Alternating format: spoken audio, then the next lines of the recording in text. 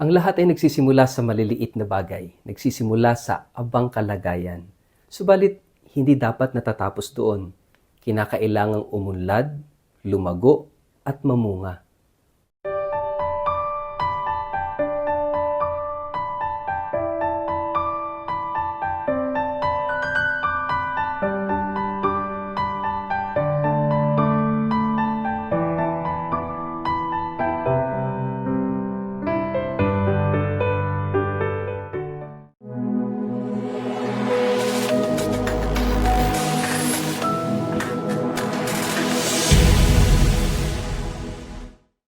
Mapagpalang araw po sa inyong lahat. Kumusta po kayo? Ang ating pong word of the day ay littleness. Bago po tayo magpalalim sa ating pong reflection ngayong araw na ito, kayo po ay muli kong inaanyayahan na huwag kakalimutan na mag-like, mag-follow at subscribe sa ating page na Word of the Day at Father Richard Lagos. Ganun din po, paki-share ang ating video ito sa inyong kapamilya, kamag-anak, kaibigan, mga kakilala sa social media para po sama-sama tayo sa pagpapalaganap ng salita ng Diyos, lalo na ng kanyang mensahe ng pag-ibig at pag-asa bilang mga BD evangelizers at online missionaries. Ipagdasal po ninyo kami dahil ngayong araw na ito, habang kayo nanonood ng Word of the Day ay kami nagbabiyahe na pauwi ng Pilipinas mula po sa aming Marian Pilgrimage. And thank you very much for your prayers at rest assured na kayo pong lahat ay pinagdasal ko, lalong-lalo na lahat ng followers ng Word of the Day at lahat ng inyong mga prayer intentions. So we ask for the fullness and fulfillment of God's will sa buhay po natin. Mga kapatid, ngayong araw nito isang mahalaga na itinuturo sa atin ng ating Ebanghelyo, ng ating Panginoon, na ang lahat ay nag-uumpisa sa maliliit na bagay. Good or bad, no? Good or bad, nag-uumpisa na parang binhi. And it is up to us kung alin ang ating palalaguin sa ating sarili, sa ating buhay. Ang Diyos ay naghasik ng mabuting binhi.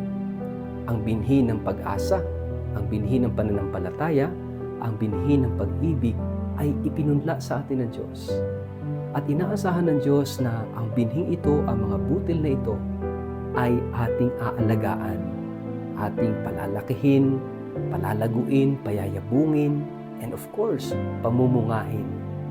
Kaya nga, noong tayo ay binyagan bilang mga Kristiyanong Katoliko, tayo po ay pinunlaan ng Diyos ng mga binhing ito. Kaya nga, it is our responsibility. May pananagutan po tayo.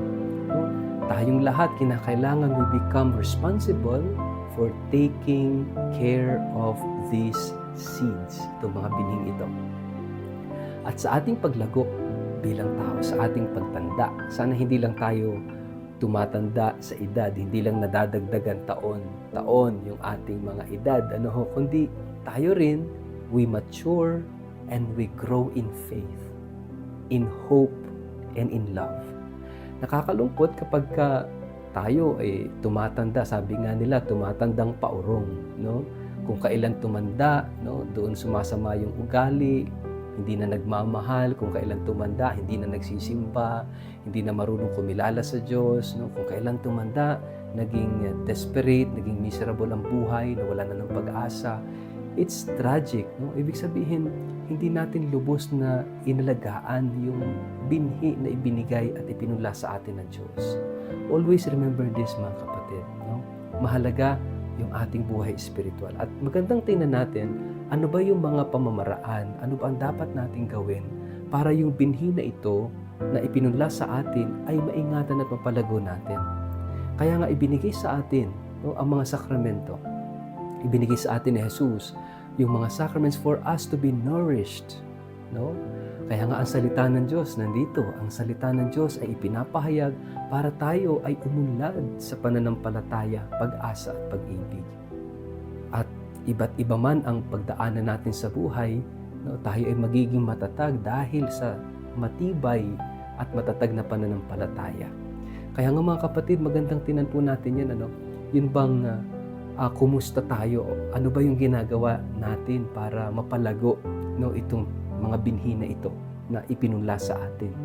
Pangalawa, yung harina na naligyan ng lebadura. Sabi doon, yung pagkahari ng Diyos ay parang libaduran inihalo sa masa ng harina. At anong nangyari? Umalsa ito. Ibig sabihin, yung umaalsa tayo, ibig sabihin, umuunlad tayo, lumalago tayo. We grow and we mature.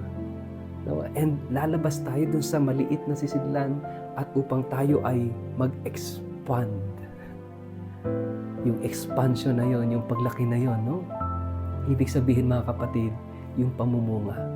Yung bang we don't live only for ourselves. Kapag puro sarili lang yung ating iniisip, ibig sabihin we are not growing, we are not maturing. Kung palagi na lang yung bang sinasabing mine, me, and myself. Ha? Mine, akin, me, ako, and myself. Ako lang. Kapag mine, me, and myself ang laman ng ating mga pang-araw-araw na concern sa buhay, ibig sabihin, we don't grow, we don't mature. Ibig sabihin, yung binhi hindi umuunlad. Dahil ang patunay na tayo ay umuunlad, ibig sabihin, tayo ay hindi lang lumalaki at lumalago, kundi namumunga at nagbabahagi ng bunga. Anong ibig sabihin noon? Ang paghahari ng Diyos, naghahari ang Diyos sa atin. Kapag yung pagmamahal na ibinigay niya sa atin ay lumalago sa atin at tayo rin mismo ay nagmamahal sa pamamagitan ng ating paglilingkod, sa pamamagitan ng ating pagdamay at pagmamalasakit sa kapwa, sa pamamagitan ng ating pagpapatawaran, sa pamamagitan ng ating pagiging mabuti sa isa't isa. Mahal tayo ng Diyos, pero hindi dapat natatapos doon sa pagmamahal ng Diyos. Dapat tayo rin nagmamahal. Binibiyayaan tayo ng Diyos, pero yung mga biyaya ng Diyos hindi natatapos doon sa pagbibigay sa atin. Tayo rin dapat natututong magbigay. Kapag tayo nagbibigay, naghahari ang Diyos. Kapag tayo nagmamahal, ito ang paghahari ng Diyos. Kapag tayo nagpapatawad, naghahari sa atin ang Diyos. Dahil tayo pinapatawad ng Diyos, so dapat tayo rin magpatawad. Sabi nga ni St. Francis sa kanyang dasal, it is in giving that we receive. If we receive, we also give. Napakahalaga mga kapatid, na makita natin ang ating mga sarili. Tulad ng binhi ng mustasa na kapag lumago isang malaking puno at ng lebadura na kapag inihalo sa masa, ito ay umuunlad. Tayo rin, kapag tayo ay napunla sa mabuting lupa, sana tayo lumago at mamunga.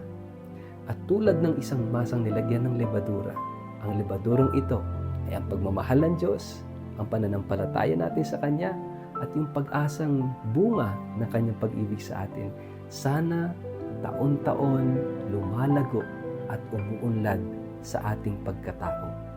Kaya nga mga kapatid, sana po at this point in our life, sa puntong ito ng buhay mo, malago na ba? Namumunga na ba? O baka naman magpahanggang ngayon, binhi pa rin na hindi man lang umuugat. Sana hindi naman. Mga kapatid, it is our responsibility, your responsibility, our responsibility. Kaya nga nandyan ang simbahan para tulungan tayo, gabayan tayo na umunlad sa ating buhay, pananampalataya, pag-asa at pag-ibig. Hilingin natin sa Diyos yung grasya upang tayo ay lumago, umunlad at mamunga. Sa ngalan ng Ama at ng Anak at ng Espiritu Santo. Amen. Ama naming Diyos, puspusin mo kami ng iyong mga biyaya, ng iyong pagmamahal, at hayaan mong lumago kami sa pamamagitan mo sa tulong mo upang kami rin ay makapagbahagi ng mga biyayang kaloob mo sa amin, material o espiritual na biyaya. Amen. Pagpalain po kayong lahat at ingatan ng makapangyarihang Diyos, Ama at Anak at Espiritu Santo. Amen.